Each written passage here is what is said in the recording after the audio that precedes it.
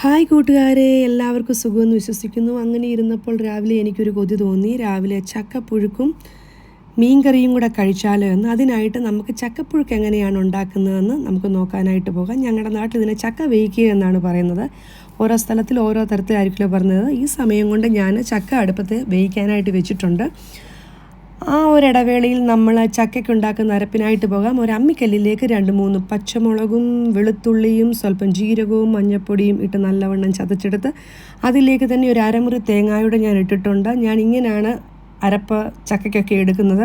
മിക്സിക്കകത്ത് ഞാൻ അരയ്ക്കാറില്ല. എനിക്കൊരു ഇച്ചിരി കടിക്കുന്നത് പോലൊക്കെ കിട്ടണം ചക്ക കഴിക്കുന്നുണ്ടേ. ഓക്കെ, ഈ സമയം കൊണ്ട് നമ്മുടെ ചക്ക വെന്ത് പാവമായി അതിലേക്ക് നമ്മുടെ ഈ അരപ്പ് നമുക്ക് ഇട്ട് കൊടുക്കാം. ഇട്ട് കൊടുത്തു കഴിഞ്ഞ ശേഷം ഇതിലേക്കുള്ള സ്വല്പം വെള്ളം കൂടി ഇതിലേക്ക് നമുക്ക് ആഡ് ചെയ്ത് ചേർക്കാം. കുറച്ച് കരിയാപ്പില, അതില്ലാത്തൊരു സംഭവം എൻ്റെ ജീവിതത്തിലില്ല. അതുകൊണ്ട് കുറച്ച് കരിയാപ്പിലൂടെ ഞാൻ ആഡ് ചെയ്ത് കൊടുക്കും. എന്നിട്ടൊന്ന് തല്ലിപ്പൊത്തി ഒരു മിനിറ്റ് അല്ലെങ്കിൽ 2 മിനിറ്റ് കുറച്ച് വെളിച്ചെണ്ണ ഒഴിക്കുന്നത് നിങ്ങളെ കാണിക്കാൻ മറന്നുപോയി. വീഡിയോ ഓണാണെന്ന് ഓർത്ത് ഓണായില്ലായിരുന്നു. അപ്പോൾ വെളിച്ചെണ്ണ ഒഴിച്ച് നമ്മൾക്ക് വെക്കുക. ആവശ്യത്തിന് ഉപ്പൊക്കെ നേരത്തെ തന്നെ ചേർത്താണ്. എന്നിട്ട് നമ്മൾ നല്ലവണ്ണം ഇളക്കി അങ്ങോട്ട് എടുക്കുക. എന്നിട്ട് മീൻകറിയും ഒഴിച്ച് നല്ല അടിപൊളിയായിട്ട് അങ്ങോട്ട് കഴിക്കുക. വിജി വന്നപ്പോൾ ഞാൻ വിജിക്കും കൊടുത്തു. കുഴപ്പമില്ലെന്ന് പറഞ്ഞു. എൻ്റെ മോനും വളരെയധികം ഇഷ്ടപ്പെട്ടു. അപ്പം കൂട്ടുകാരെ, വീണ്ടും അടുത്ത വീഡിയോയിൽ കാണാം. Bye bye, see you, take care.